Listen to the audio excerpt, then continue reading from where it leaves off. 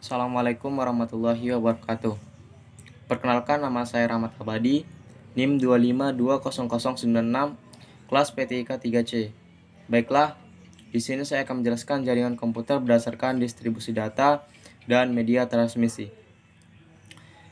Jaringan komputer berdasarkan distribusi data ada dua jenis. Yang pertama jaringan terpusat dan yang kedua jaringan terdistribusi.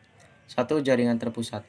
Yang dimaksud jaringan terpusat adalah jaringan yang terdiri dari komputer client dan komputer server, di mana komputer client bertugas sebagai sarana dalam menyampaikan informasi atau data dari komputer server. Dalam jaringan terpusat terdapat istilah terminal bus. Terminal bus tidak memiliki alat dalam pemrosesan data. Kelebihan jaringan terpusat: 1. Standarisasi mudah diterapkan. Yang kedua, penggunaan CPU lebih efisien. Yang ketiga, keamanan lebih terjaga. Dan yang keempat, sarana melakukan aplikasi multi-user. Kekurangan jaringan terpusat: 1. Apabila komputer pusat mengalami gangguan atau kerusakan, maka seluruh sistem tidak akan berfungsi. Yang kedua,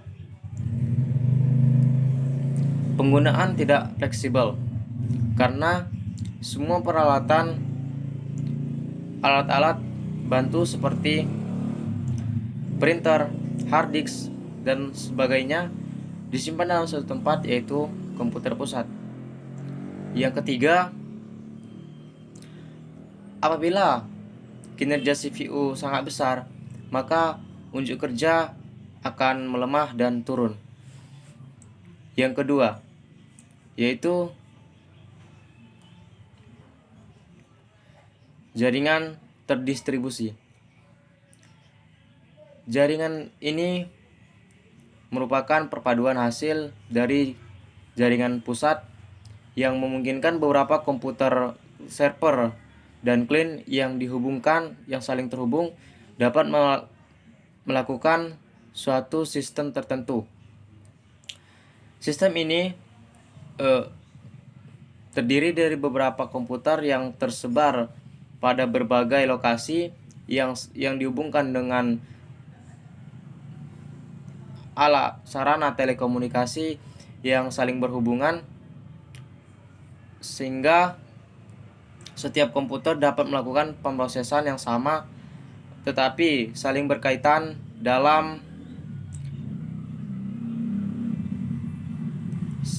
saling berinteraksi dalam pertukaran data. Kelebihan jaringan terdistribusi: 1. Mengatasi masalah beban kerja komputer pusat. Yang kedua, biaya komunikasi berkurang. Yang ketiga, kerusakan sistem komputer berakibat kecil kepada keseluruhan sistem. Yang keempat, dapat menambah komponen secara individu tanpa harus menduplikasi sistem. Yang kelima, fasilitas lokal dapat disesuaikan dengan kebutuhan lokal. Yang keenam, dapat melakukan pertumbuhan sistem secara terus-menerus. Yang ketujuh, susunan sistem dapat disesuaikan dengan pola perusahaan. Yang kedelapan, memungkinkan komputer melakukan percobaan konsep baru dan alat baru untuk mengurangi resiko kegagalan pada keseluruhan sistem. Yang kesembilan, menggunakan sumber daya peralatan bersama untuk harganya yang mahal. Yang kesepuluh, pemeliharaan data lebih mudah. Kekurangan jaringan terdistribusi: yang pertama yaitu boros dalam sistem peralatan. Yang kedua, biaya yang cukup mahal. Yang ketiga, pemrosesan data agak lambat dibandingkan sistem terpusat. Dan yang keempat, membahayakan dalam segi keamanan data. Yang kedua, jaringan komputer berdasarkan media transmisi. Ada dua, yaitu jaringan berkabel dan jaringan tanpa kabel. 1. Jaringan berkabel. Media transmisi pada jaringan ini berupa kabel. Kabel digunakan untuk menghubungkan satu komputer dengan komputer lainnya agar saling bertukar informasi atau terhubung dengan internet. salah satu media transmisi yang digunakan dalam kabel UTV. Keuntungan jaringan berkabel. 1. Koneksi tidak rentan terhadap gangguan sinyal yang memperlambat koneksi. Yang kedua, koneksi lebih cepat daripada kabel. Yang ketiga, keamanan tinggi. Yang keempat, harganya relatif murah. Dan yang kelima, bandwidth yang lebih tinggi. Kekurangan jaringan berkabel. Yang pertama yaitu tidak nyaman digunakan pada mobile karena menggunakan kabel. Yang kedua, jaringan Ethernet memiliki keterbatasan fisik untuk mencakup semua area kantor. Yang ketiga, kabel mudah rusak. Dan yang keempat, untuk memperluas jaringan membutuhkan biaya yang cukup mahal karena memerlukan banyak router atau switch. Jaringan tanpa kabel.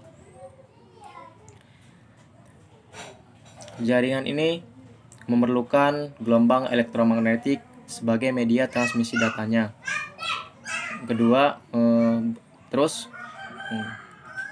berbeda dengan jaringan berkabel, jaringan ini